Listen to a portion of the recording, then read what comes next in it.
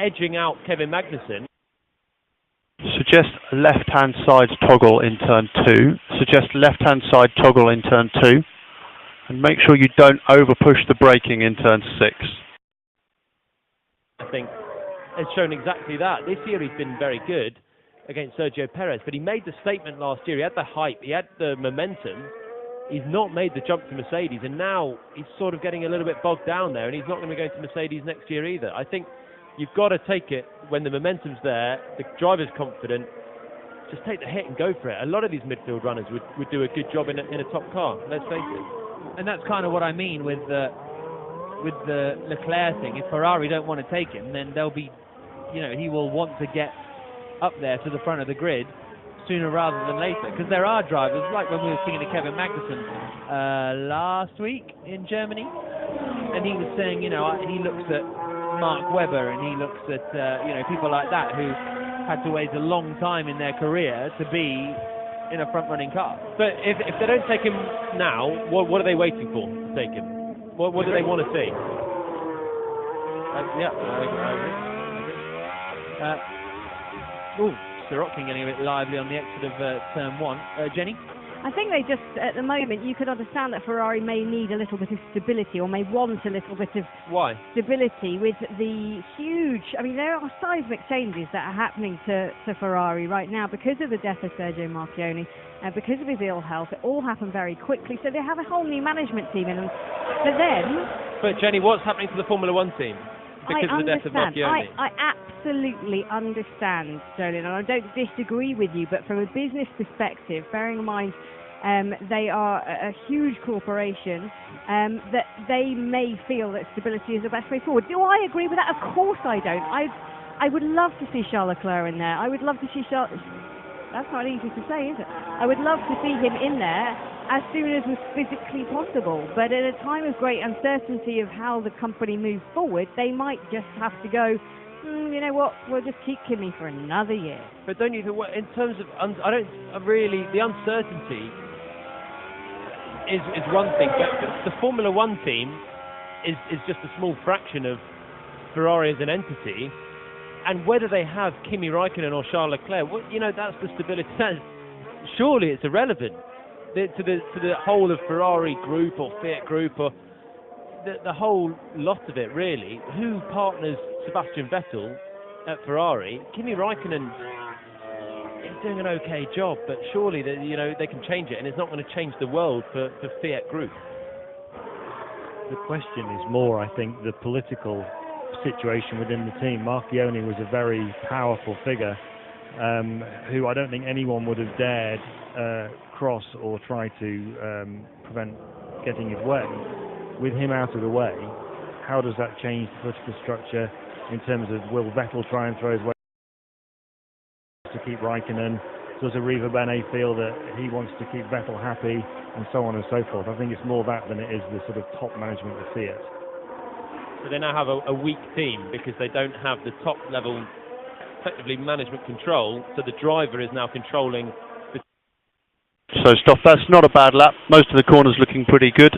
It looks like still just need to keep building your confidence in the braking. We think bias is okay. Just keep building up your confidence in the braking.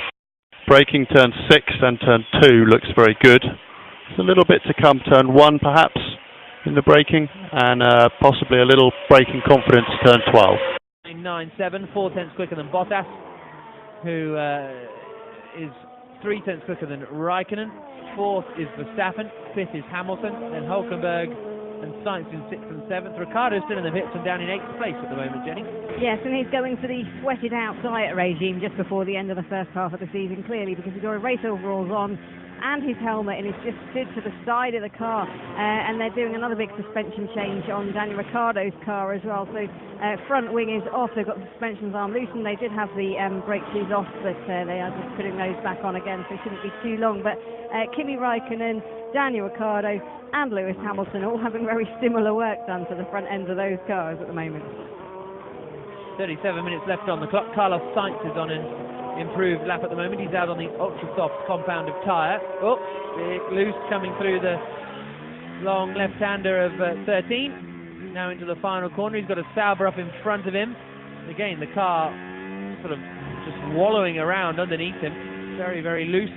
And he goes 7th quickest, 1.1 seconds off the pace, and but he improved to be only a 10th away from his teammate Hulkenberg. I think maybe a little bit of dirty air there from the Sauber ahead in that last corner. And it's actually quite a quick corner, 4th gear. You approach it with reasonable speed, but then just chuck it in almost without braking. Here's Hamilton's radio. It's really poor turn 1. Off the start, sorry. Okay, copy. Something was really poor in turn 1. It's really poor turn 1. Off the start, sorry. Okay, copy. Grip. Okay, he said grip was very poor at turn 1 off the start. So it's probably a practice start that he's done out of the pit lane. On a flying lap now, though, he's very slow to try and get a bit of space before his flying lap. He then passed 2 cars in the first sector, and he's gone through that first sector now 2 tenths away from Sebastian Vettel's benchmark, and not a personal best either. So he flashes past the Renault of Sainz, and then into the left, 8, 9 right-hander, and nicely on the curb, not too wide this time, flat out through 10, and chucks it into the right-hander of 11. Quick corner. Again, using the curve on the exit, fastest middle sector of anyone for Hamilton this time round. So here he's finding the improvement, but still overall 2 tenths away from Sebastian Vettel. So he's going to make a personal gain, surely, but he's going to find something. He's going to have to find something even more special in the final sector to topple Vettel. He's on the soft tyre still, so not the ultra soft that Vettel used. Here he comes over the line, and he goes second. And actually, it's a very good last sector. 400ths basically of Sebastian Vettel now for second place. Yeah, good sectors 2 and 3. Sector 1 a little slow by a couple of tenths, and that's where he is missing out to Sebastian Vettel. Vettel's lap time was done on the ultra soft tyres though, wasn't it? So there's a little bit of a difference there. And any sign of Vettel going out soon, Jenny? No, because his car is up on the stands and the plank, which is... I'm just wondering how long the plank is. I'm sure it's in the regulations. It's about 2 metres from the naked eye, just looking at it. That's just lying on the floor, kind of under his car. A lot of work going on to the rear left of the car at the moment, and the mechanics doing their usual job of trying to shield exactly what they're up to. But yes, no sign of Sebastian Vettel at the moment, because he's not in the car. His train is just to the side of the car, and maybe he is in the car. Actually, I take that back. He is in the car. I just couldn't see because they put the little TV screens up. So he's watching the action as much as you are, Jack. Probably enjoying your commentary. Yeah, I doubt it. Giovinazzi, 18th quickest now for the Sauber, and off goes Ericsson up at turn 4, locks it up, just about keeps it out of the wall. I'm reminded of a spin there a couple of years ago for Felipe Massa in the wet conditions. It was a bit like that for Marcus Ericsson, and he slid along and carried on his way. Yeah, it was right towards the exit of the corner, so he came in quick left-hander, and then it was pretty much as he was getting to the curb, actually, the car just let go, and then he just strains it up inches from on the outside, so you heard the screeching of the tyres. It was a bizarre one. I think maybe he was just over-exuberant getting on the throttle on the exit of that quite quick corner, and then lost it absolutely broadside, 90 degrees point. All okay? Any damage? No, but tires. Okay. I suppose. Is it drivable? I'm afraid no. And then the sound on board absolutely locked up, and actually did quite well to not hit the wall on the outside, because he was heading there at some speed, locked it all up, managed to steer right, released the brakes just in time and escaped, but flat spotted those ultra soft. It's pretty difficult to synchronize 8th gear. I tried 2 times but it didn't work. Copy, try again before 12.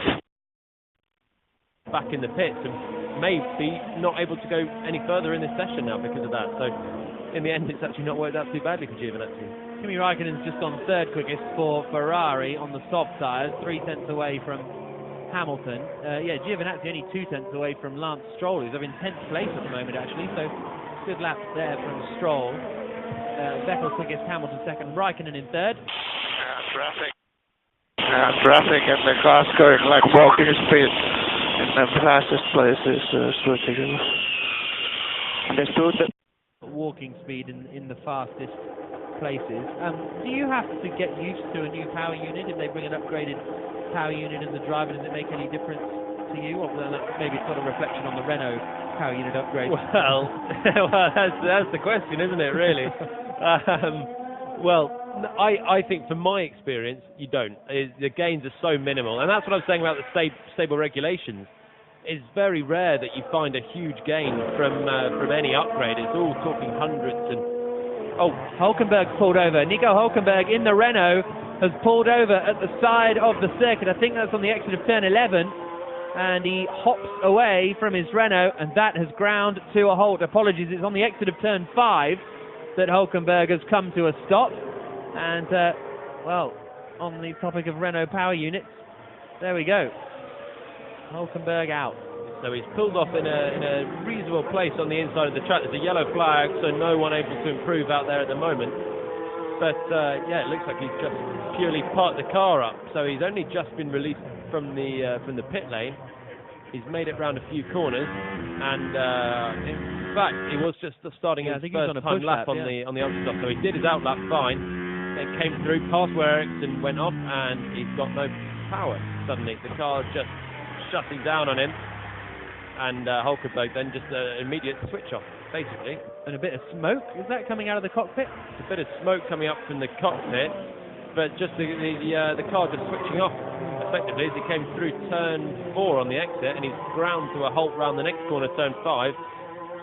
So that's the end of Hulkenberg's session. That seemed like that power failure, the total shutdown that Ricciardo had back in Bahrain, where the whole thing just turns off immediately. Did the steering wheel go off as well? It looked as though the whole sort of steering wheel whole power yeah. basically went. So I think that may be a recurring issue for Renault and